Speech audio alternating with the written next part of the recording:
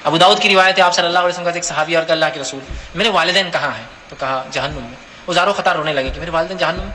देखा नबी अकरम सल्लल्लाहु अलैहि वसल्लम भी रो रहे, कहा अल्लाह के रसूल आप क्यों रो रहे हैं? तो कहा मेरे भी वहीं हैं। सही रिवायत है और कोई ताज्जुब की बात नहीं है कि नबी के ख़ानदान वाले या उसके वालिदैन जहन्नुम में हैं। इसलिए कि इब्राहीम अलैहिस्सलाम के वालिद कहाँ होंगे हम जानते हैं, नूह अलैहिस्सलाम का बेटा कहाँ होंगे और आपकी बीवी कहाँ होंगी, लूत अलैहिस्सलाम की बीवी कहाँ होंगी। होता है ऐसा, ये हकीकतें हैं। ईमान असल है, याद रखिए। नबी से रिश्ता होना कोई अहमियत का हामिल नहीं है, ईमान असल है। तो बहुत से लोग रिश्ते जोड़ रहे हैं वलियों से नबियों से, यह असल नहीं है। उन्होंने क्या किया उस पर अमल कीजिए, यह असल है।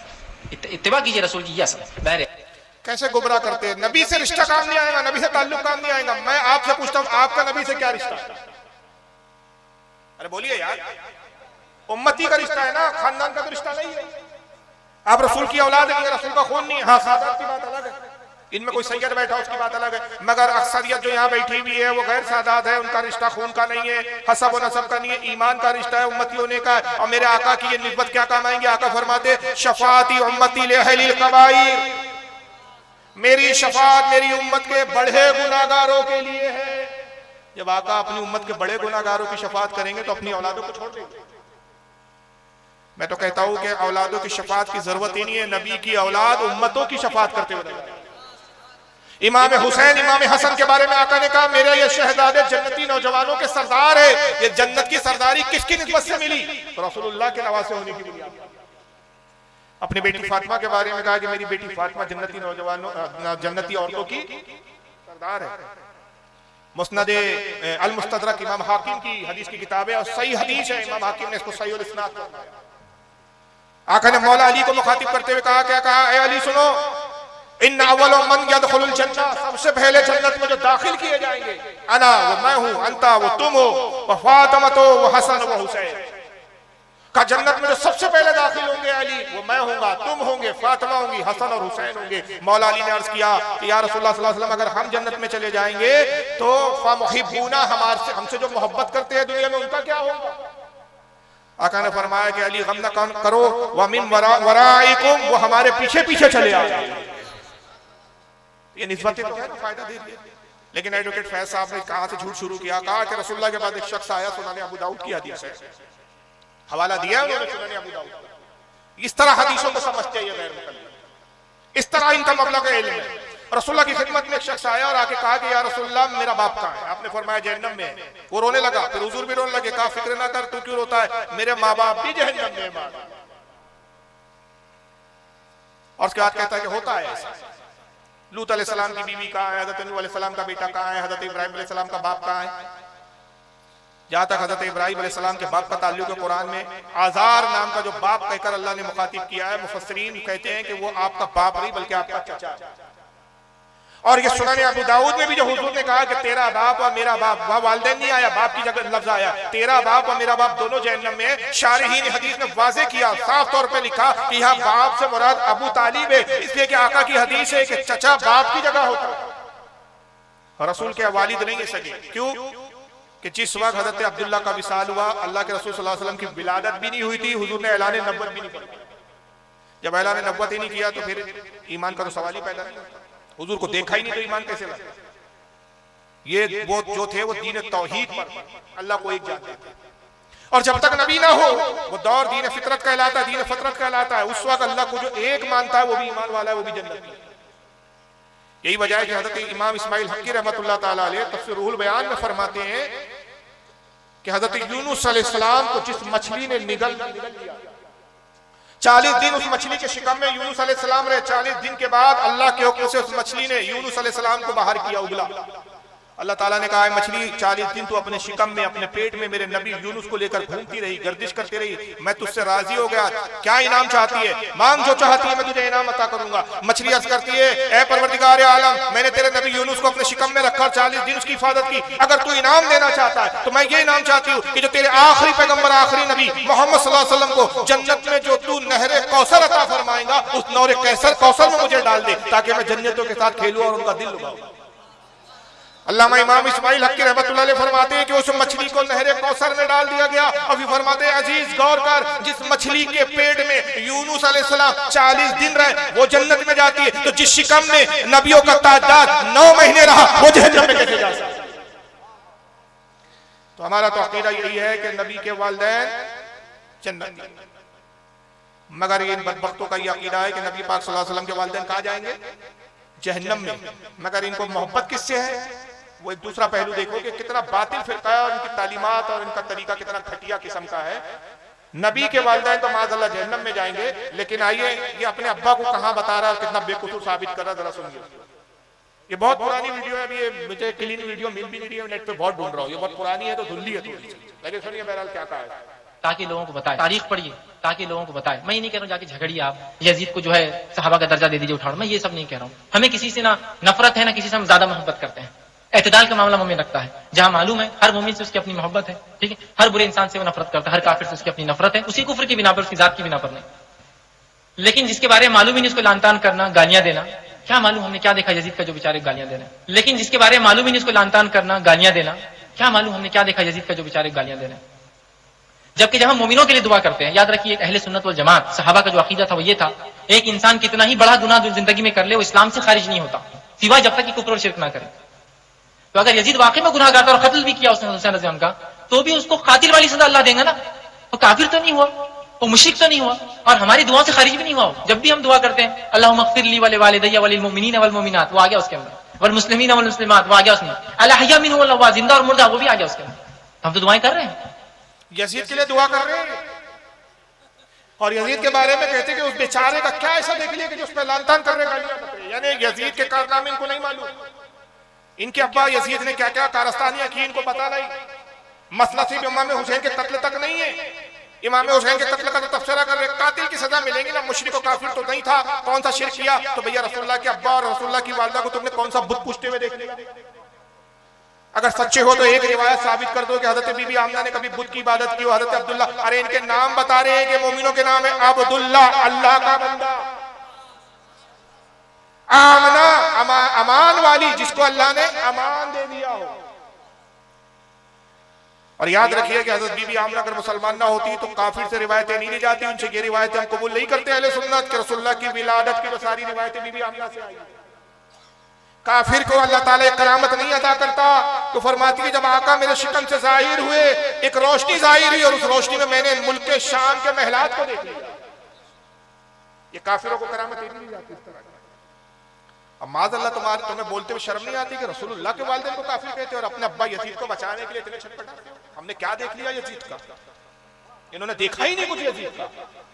इमाम हुसैन का कत्ल किया जा रहा है, इन्हें नजर नहीं आया कि इसके पीछे यजीद जैसा बदबख्ता पूरा खानदान अहले बैत लुट गया।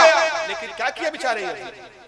अच्छा चलो ठीक है, हो सकता है इन्हीं का कोई हम नवा है और कहे कि भाई करबला में यजीद तो था नहीं तो फिर क्यों गाली बके, वो तो सब इब्ने ज़ियाद ने किया। अच्छा चलो करबला तो गुजर गई भाई, जो करना था इब्ने ज़ियाद ने किया, सारे गुनाहों का ठिकरा जो है वो इब्ने ज़ियाद पे आपने फोड़ दिया, अम्र इब्ने साद पे फोड़ दिया। मगर जरा ये भी तो बताओ कि फिर इमाम हुसैन की शहादत के बाद 61 हिजरी में जो मदीने पे हमला करवाया वो कौन था?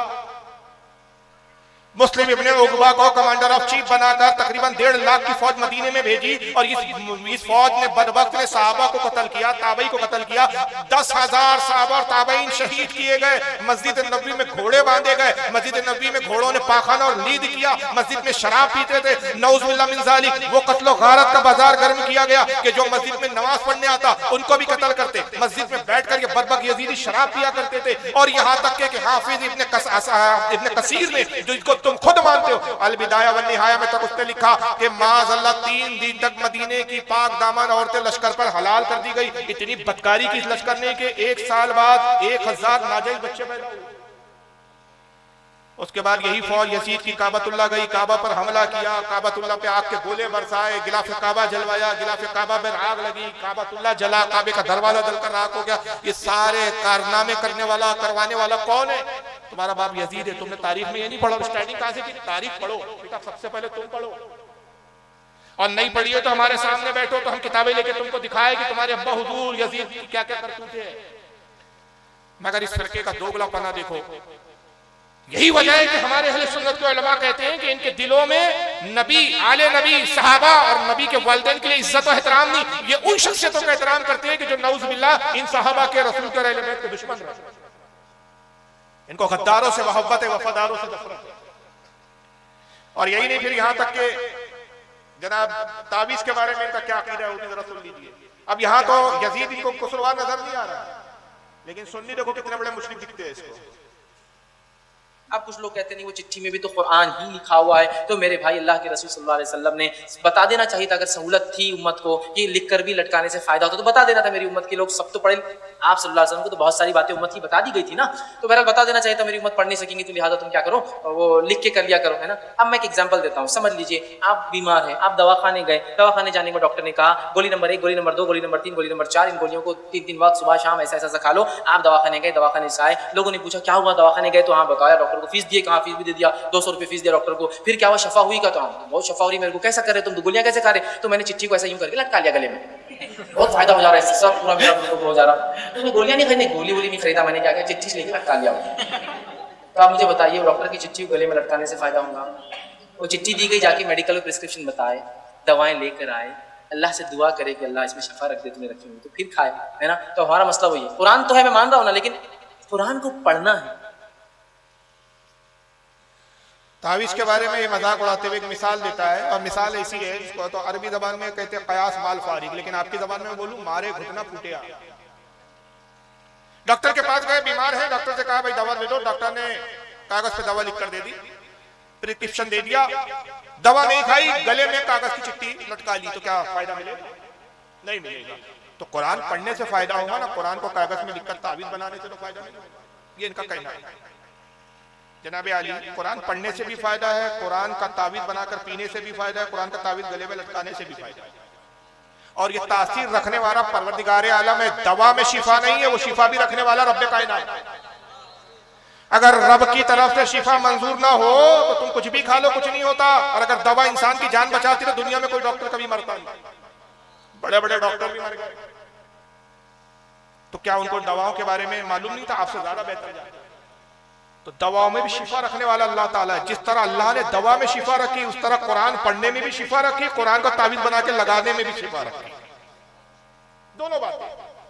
अब मैं जुमला कहता हूँ, एक मिसाल देता हूँ। हज़रत सैयदा खातून जन्नत सैयदा फातिमा रज़ियल्लाहु ताला हुज़ूर की खिदमत में आई, सही बुखारी में अर्ज करती कि या रसूलुल्लाह सल्लल्लाहु अलैहि वसल्लम, मैं काम करते करते थक जाती हूँ, सारे घर की जिम्मेदारी मुझ अकेले पर है, मैं गेहूं पीसती हूँ चक्की से, पानी भरती हूँ, खाना बनाती हूँ, दिन भर काम में मसरूफ रहती हूँ, थक जाती हूँ। सरकार कोई लौंडी आप मुझे कोई कनीज दे दे सरकार जो मेरा हाथ बचाए। मशहूर हदीस आपने सुना होगा, हमारा ही अमल मामूल भी। हुजूर ने फरमाया कि मैं वो अमल ना बताऊं जो इस कनीज से लेने से ज्यादा बेहतर है। ए फातिमा, तुम थक जाती हो तो रोजाना बिस्तर पे जाने से पहले 33 मरतबा सुभान अल्लाह कहा करो, 33 मरतबा अल्हम्दुलिल्लाह कहा करो, और 33 मरतबा क्या है बोलो, अल्लाह अकबर। इस तरह तुम 33 मरतबा करो तो तुम्हारी थकान, तो इस अमल में, इस पढ़ने में ही खास तासीर है कि ये पढ़ो तो थकान उतर जाएंगी। और अगर कोई कहे कि नहीं सब बोलने से थकान उठी, और कोई कहते रहे कुछ और पढ़ता रहे, अब्बा का ही नाम लेते रहे, अब्बा अब्बा अब्बा, 33 नहीं 3300 बार पढ़े तो थकान नहीं मिटेगी। तो ये कलाम में तासीर किसने रखा? अल्लाह ने रखा। कुछ मखसूस कलमात है कि जो पढ़ने से तासीर जिसमें है, कुछ मखसूस कलमात ऐसे जिसको लिखकर लिखने से है, कुछ ऐसे है कि जिसको पीने से तासीर है। उसी तरह तावीज को गले में लटकाने की भी तासीर मौजूद है। बहरहाल मैं कुरान और हदीस से भी बहुत सारे तावीज के दलाइल दे सकता हूँ, लेकिन वक्त अब है नहीं। और आखिर में मैं ये एक और साहब को दिखाते हुए चलता हूँ, और इसी के बाद इख्तिताम करेंगे। अगर किसी को फिर बाद में कोई सवाल पूछना हो तो बिला झिझक को मुझसे सवाल पूछ सकते हैं। दुरूद शरीफ पढ़े आप।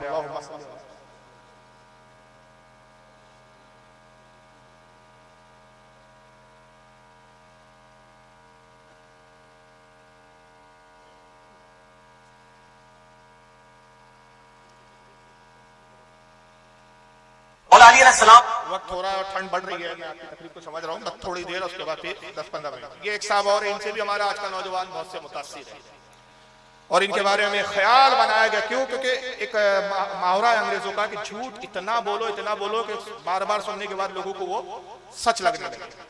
तो इस शख्स ने अपने आप को प्रमोट करने के लिए एक झूठ बड़ी कसरत से बोला कि मैं हर बात कुरान और हदीस से बोलता हूँ, और इसने एक टाइटल बनाया, ना मैं बाबी ना मैं वहाबी, मैं हूँ इल्मी किताबी, यानी मैं हर बात किताब से बोलता हूँ। और वो लोग जो इमामों को नहीं मानते, इस जाहिल के अंदर मुकल्लिद बने हुए। अगर कहा जाए कि फला बात इमाम की है तो कहते बाबे की बात मत बताओ, मगर इस जाहिल बाबे की बात सब। इसके अंदर मुकल्लिद है। अब देखिए इसने झूठ बोला है, और वो झूठ क्या बोला है, आइए जरा इसी की ज़बानी में इसका झूठ खुलवाता हूं, सुनिए जरा। अली अलैहिस्सलाम ने एज ए लास्ट रिजॉर्ट उनके साथ किताब भी किया जब उन्होंने मुसलमानों को कत्ल करना शुरू किया। लेकिन आप अहले सुन्नत अहले तशय्युअ दोनों की तारीख की किताबें उठा के देखें, मौला अली ने उनके जनाजे भी खुद पढ़ाए उन खवारिज के। जो मौला अली अलैहिस्सलाम ने एज ए लास्ट रिजॉर्ट उनके साथ किताब भी किया जब उन्होंने मुसलमानों को कत्ल करना शुरू किया। लेकिन आप अहले सुन्नत अहले तशय्युअ दोनों की तारीख की किताबें उठा के देखें, मौला अली ने उनके जनाजे भी खुद पढ़ाए उन खवारिज के। जो मौला अली, समझ में आई बात आपको? खवारिज एक खारजी फिरका गुजरा जो हजरत अली को काफिर कहता है। जंगे नहरवान में मौला अली ने उनसे जंग की, हजरत अली पर तोमर बांधते हुए कहता है क्यों? क्योंकि इनका अकीदा है कि सबके पीछे नमाज पढ़ लो, घर के ना घाट के सब चलता है इनको। तो कहता है कि मौला अली ने क्या किया, उनसे किताल भी किया, जंग भी की, और फिर उनकी नमाज जनाजा भी पढ़ाते थे, यानी कत्ल भी करते थे, नमाज जनाजा भी। तो सवाल यह है कि जब वो मुसलमान थे तो कत्ल क्यों किया, और जब उनको कत्ल किया तो गोया अली उनको मुसलमान नहीं समझ रहे थे, तो जब कत्ल किया तो फिर नमाज जनाजा क्यों पढ़ाई? बहरहाल इन्होंने बोल दिया, और उसके बाद से एक दावा किया जो सबसे कि शिया सुन्नी सबकी किताबें आप देख लो तो ये बात उसके अंदर मौजूद है। अब जब ये प्रोपेगेंडा हुआ तो लोगों ने से सवाल किया कि भाई किस किताब में लिखा है कि मौला अली ने खारजियों की नमाज पढ़ाई? तो जवाब कैसे दिया, घुमा फिरा के तरफ से। अब ये सवाल होता है अली भाई, ये सवाल जो है ना वो व्हाट्सएप पे बहुत ज्यादा आ रहा है। हज़रत अली ने ख्वारिज के जनाजे पढ़ाए हैं, इसका हवाला चाहिए भाई। इसके हवाले की जरूरत ही नहीं है। उसकी वजह यह है कि सैयदना अली के बारे में जब अल मुसन्नफ इब्न अबी शैबा में सुन कुबरा अल बैहकी के अंदर मैंने वो 5B रिसर्च पेपर में लिखा है वाक़या करबला का हकीकी पस मंजर। दिखाओ जी ना और पास टूर पे जाए, ये 5B रिसर्च पेपर वाक़या करबला का हकीकी पस मंजर 72 सही इस्नाद हदीस की रोशनी में। इसमें मैंने ख्वारिज के हवाले से लिखा है कि सैयदना अली से पूछा गया क्या मुशरिक है? उनका नहीं, शिरकी से तो भागे। क्या मुनाफिक है? क्या नहीं, मुनाफिक होते तो लंबी नमाजें क्यों पढ़ते? कुरान तो कहता है मुनाफिक तो अल्लाह का जिक्र ही बहुत थोड़ा करता है।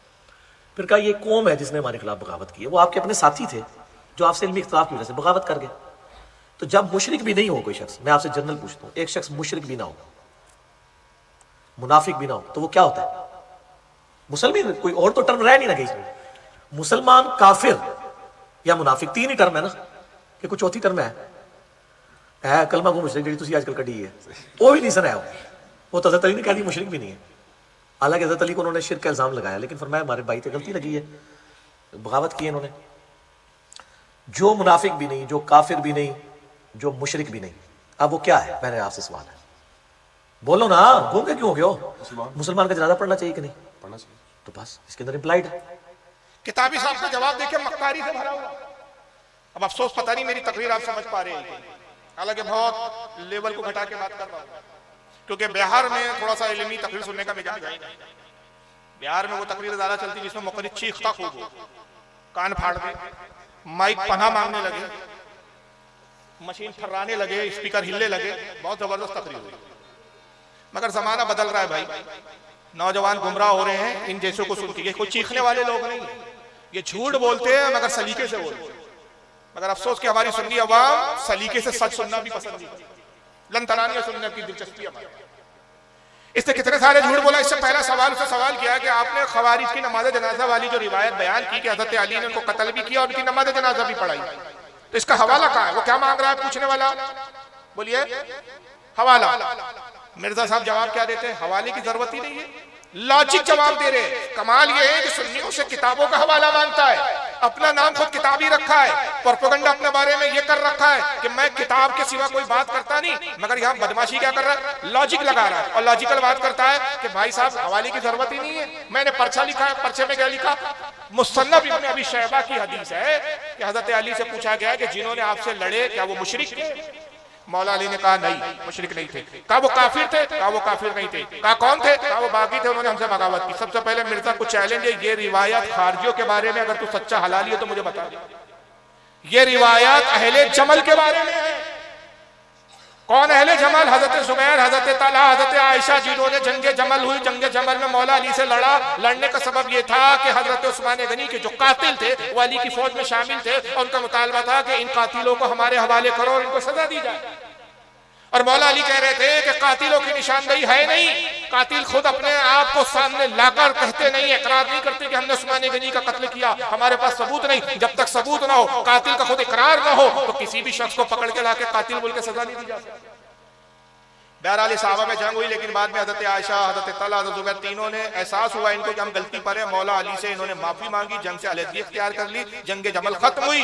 उसके बाद मौला अली से पूछा गया कि इन लोगों ने जो असहाब जमल है, असहाब सिफ़ीन है, ये इन लोगों ने जो आपसे जंग की, क्या ये मुशरिक थे? आपने फरमाया ये तो शिर्क से भागकर ईमान की तरफ आए थे। कहा क्या ये मुनाफिक थे? कहा मुनाफिक तो नमाजें नहीं पढ़ते, ये तो शब्बेदार और नमाजी थे। कहा फिर ये कौन थे जिन्होंने आपसे लड़ा? कहा ये इन्होंने हमसे बगावत की, और एक जुमला वो खा गया। और मौला अली ने कहा कि इख्वानुना बगू अलैना, ये हमारे भाई थे, इन्होंने सिर्फ हमसे बगावत की, मगर जब हमारी तरफ लौट कर आए तो हमने इनको कबूल कर लिया। ये जंगे जमल के असाब के बारे में, खारजियों के बारे में नहीं है। उसके बाद उसी मुसन्नफ इब्न अबी शैबा में जब मौला अली से खारजियों के बारे में पूछा गया तो आपने फरमाया वो जहन्नम में। जंग सिफ़ीन, जंग जमल के असाब के बारे में पूछा गया उसी किताब मुसन्नफ इब्न अबी शैबा में कि हुजूर जो सिफ़ीन हुई, हज़रत अमीर माविया के साथ आपकी जंग हुई, जंग जमल में हज़रत आयशा उम्मुल मोमिनीन ज़ुबैर तलहा से जंग हुई, इनकी तरफ से जो कत्ल हुए और आपकी तरफ से जो कत्ल हुए, इनके बारे में आप क्या कहते? फरमाया हमारे का मकतूल और उनके मकतूल दोनों जन्नती, कहीं की ईंट कहीं का रोड़ा। तो जवाब पूछे, सवाल पूछे। अच्छा, फिर उसके बाद लॉजिक लाता है, ये बताओ वो मुसलमान थे तो मुसलमान की नमाज जनाजा पढ़ी जाएंगी ना? सवाल ये नहीं है जनाब कि मुसलमान की नमाज जनाजा पढ़ी जाएंगी या नहीं पढ़ी, सवाल ये है कि क्या मौला अली ने खारजियों की नमाज जनाजा पढ़ी? वो सबूत दीजिए। उसका सबूत नदारत है और लॉजिक थे। फिर वो सवाल करने वाला मुतमईन नहीं हुआ, फिर उसने पूछा, अब यहाँ देखिए कैसे घुमाता है। अच्छा अली भाई, दूसरा सवाल है कि आपने बारहा अपने लेक्चर्स में ये बात कही है कि मौला अली अलैहिस्सलाम ने ख्वारिज के जनाजे पढ़ाए, इसका रेफरेंस बताएगा। रेफरेंस क्या है? मैं दावा करता हूं इस पे इजमा है। रेफरेंस क्या है? मैं दावा करता हूं इस पे इजमा है, इसलिए कि मेरे भाइयों कुरान हकीम में सूरत अल-बकरा में शुरू ही में इंसानों की 3 कैटेगरीज आई हैं। नंबर 1 ईमान वाले, ठीक है जी, नंबर 2 काफिर और नंबर 3 मुनाफिक। और कोई चौथी कैटेगरी कुरान और सुन्नत में आई है तो हमें बता दें। अरे जाहिल के बच्चे, कुरान में 3 कैटेगरी आई, काफिर की नमाज जनाजा नहीं पढ़ी जाएंगी, मुनाफिक की नहीं पढ़ी जाएंगी, मोमिन की पढ़ी जाएंगी। ये लॉजिक की बात नहीं हो रही है। तेरा दावा है कि सुन्नी शिया सब किताबों में लिखा है कि अली ने नमाज जनाजा पढ़ाई, वो दिखा देना किस किताब में लिखा है। सवाल पूछे, सवाल गंदू में जवाब चला। सवाल अब्बा के बारे में पूछ रहे, आपके अब्बा का नाम पकड़ के पड़ोसी बुला रहा है। अरे भाई तेरे बाप के बारे में पूछ रहे, क्या तेरा पड़ोसी तेरा अब्बा है? असल बाप के बारे में बता। तो इस तरह गोल मटोल घुमाता है ये माज़अल्लाह और लोगों को बेवकूफ और गुमराह करता है। और यहाँ तक कि नबी भी इसके नजदीक मासूम नहीं है भाई साहब, उनसे भी गलती होती है। ये आखिरी क्लिप सुन लीजिए, जो इसके इख्तिताम करूंगा क्योंकि फिर दस्तारे हिफ्ज़ का भी मंजर देखना है, वक्त काफी हो गया है। बस ये आखिरी क्लिप है। वो मा यंतिकु अनिल हवा इन हुवा इल्ला वह्युन यूहा। और भाई ये कुरान के बारे में है, नबी की हर बात के बारे में नहीं है कि अल्लाह की वही से होती है, नहीं। वरना तो नबी सल्लल्लाहु अलैहि वसल्लम की जो इज्तिहादी गलतियां हैं, वरना तो नबी सल्लल्लाहु अलैहि वसल्लम की जो इज्तिहादी गलतियां हैं, गुनाह नहीं इज्तिहादी गलतियां जिस पे अल्लाह ने गिरफ्त की है, जिस पे अल्लाह ने गिरफ्त की है, मुनाफिकीन का जनाजा पढ़ना, वो अल्लाह की वही से पढ़ा था, बाद में मना कर दिया। एक नंबर का जाहिल है, यही वजह है। मैं उन नौजवानों से कहूंगा जो इससे मुतासिर होते हैं, वाकई अगर ये इतना बड़ा आलिम फाजिल है, इतना जानकार है, पाकिस्तान का ऐसा कोई फिरका नहीं है जिसने इसको मुनाजरे का चैलेंज नहीं किया, मगर आज तक ये मुनाजरे में किसी के साथ बैठा नहीं है। 10 बाय 10 के दड़बे में भोंक रहा है, वही मुजाहिद इस्लाम बना बैठा है। समझ रहे? बहुत अच्छे साहब ये क्रिकेटर है भाई, आप मैदान में तो कभी दिखे नहीं, वो कंप्यूटर में क्रिकेट खेलते हैं। बेटे कंप्यूटर में क्रिकेट खेलने से कोई अच्छा क्रिकेटर नहीं हो सकता। कार बहुत अच्छी चलाते हैं भाई, कभी आप रोड पे कार चलाते दिखे नहीं साहब, वो कंप्यूटर पे हम वीडियो गेम में कार चलाते हैं। ये वीडियो गेम खेलने वाला आदमी है, अगर वाकई सच्चा तो मुनाजरा करता। देवबंदी ने इसको चैलेंज किया, अहले हदीस इसको चैलेंज करते हैं, सुन्नी इसको चैलेंज करते, चैलेंज ही नहीं करते। कई मौलवी तो ऐसे हैं जो जबरदस्ती इसके जो है सेंटर है वहां चले गए कि हम आए मुनाजरा, मगर आज तक किसी के साथ मुनाजरे के तैयार नहीं। तो एक नंबर का जाहिल है। अगर ये सच्चा होता तो अपनी बात सामने बैठ के प्रूफ करता। 10 बाय 10 के दड़बे में बैठ के बोलते ना, हमारे एक मुहावरा बोला जाता है अपने इलाके में, तो कुत्ता भी शेर बनता है। मजा तो तब है जब सामने बैठ के बात करें। अब हमारी तो मजबूरी है कि हम पाकिस्तान जा नहीं सकते और इसको इंडिया बुला नहीं सकते, लेकिन जो तेरे अपने अड़ोस पड़ोस के, तेरे जो साथ के तेरे अपने लोग हैं, तेरे इलाके के लोग हैं, जो तुझे चैलेंज करते हैं, मर्द का बच्चा बनना, कभी दड़बे से बाहर तो निकल, बात तो कर, मुनाजरा तो कर। और जहालत फैला रहा है, लोग ऐसे जाहिलों को सुनते हैं। कहता है कि रसूलुल्लाह जो कहते थे वो सिर्फ कुरान के बारे में, आप जो कहते थे वो अल्लाह की तरफ से होता था, वही की तरफ से। बाकी कुरान में जो कहा ना कि हमारा महबूब अपनी मर्जी से नहीं कहता जब तक हम वही नहीं करते, इससे मुराद सिर्फ कुरान की आयतें, बाकी आपकी दूसरी बातें नहीं है। उसमें तो नबी से गलतियां भी होती थी, खता इश्तिहादी। इस जाहिल को यही नहीं मालूम कि खता इज्तिहादी किसको कहते हैं। इज्तिहाद की बुनियाद पर अगर सही मसले तक जब मुस्तहिद नहीं पहुंचता उसको खता इज्तिहादी बोलते। और नबी कभी इज्तिहाद नहीं करता, नबी का हर कौल शरीयत होता है, नबी का हर फेल शरीयत होता है। इज्तिहाद मुस्तहिद करता है नबी के फेल और कौल की बुनियाद, नबी का अमल ही शरीयत है। अल्लाह ने यह नहीं फरमाया कि नमाज ऐसी पढ़ो, पूरे कुरान में कोई माइकल दिखा दे, अल्लाह ने कहा रुकू इस तरह करो, सजदा इस तरह करो। अल्लाह ने सिर्फ क्या फरमाया, वाक़ीमुस सलाह, नमाज कायम करो। 70 या 72 जगह अल्लाह ने फरमाया।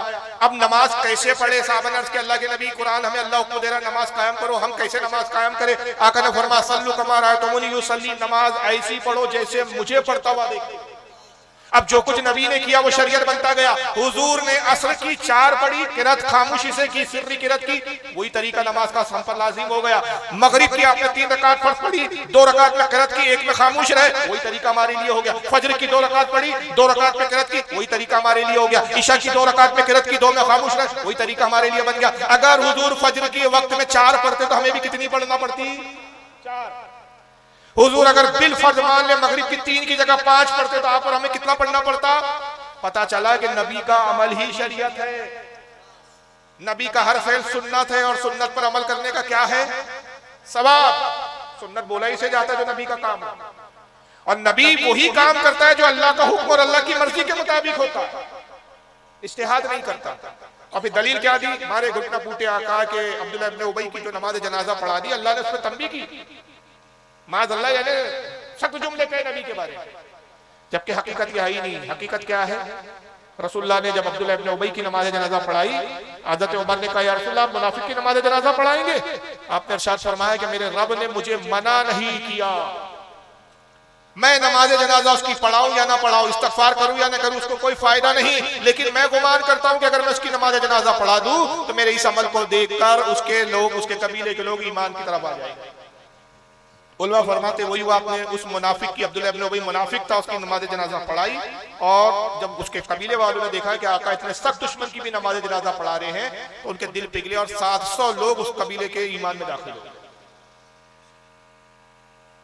तो वो न तंबीह वाला कोई जुमला है, और न माज़अल्लाह अल्लाह ताला ने अपने महबूब पर इस पर कोई तंबीह फरमाई कि आपने क्यों पढ़ाई, क्योंकि मुमानियत नहीं थी। तंबीह तब की जाती है कि मुमानियत हो और उसके खिलाफ वर्जी की जाती है, और नबी ने ऐसा कोई फेल किया नहीं। हाँ, उसके बाद अलबत्ता ये हुक्म आया, सूरह तौबा के अंदर आयत करीमा है, कहा कि अल्लाह ने फरमाया महबूब अब आपने जो पढ़ ली, अब आइंदा किसी मुनाफिक की नमाज जनाजा मत पढ़िए, अन्ना उनके किसी के मरने पर कब्र पर खड़े होइएगा। कानून बाद में बना, कानून पहले नहीं था। जब तक कानून ना आए तो वो अमल गुनाह नहीं होता। बहरहाल ये 2 ही लोगों को मैंने दिखाया, वक्त काफी हो चुका है, सर्दी ज्यादा हो रही है, आप लोग थोड़े से बेचैन भी है। हालांकि मैं तो नहीं थका हूँ, लेकिन आप लोग थक गए हैं, बहुत से हजरात ठंड बर्दाश्त न होने की वजह से उठने लगे हैं। तो यहीं पर मैं इख्तिताम कर रहा हूँ, और ये मेरे ख्याल से नौजवानों को समझने के लिए काफ़ी है।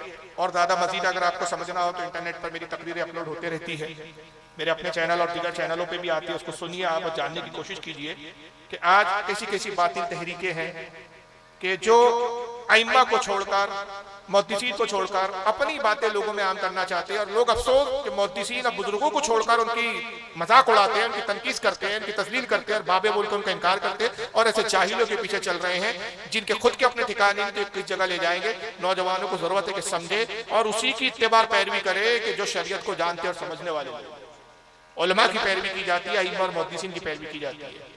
अल्लाह ताला ऐसे फितनों से हमारी कौम को बचाए और हमें सिरात मुस्तकीम हक पर चलाए, सही मायनों में हज़रत इमाम आज़म अबू हनीफा का हमें मुक़ल्लिद बनाए और मसलक आला हज़रत पर इस्तिक़ामत अता फरमाए।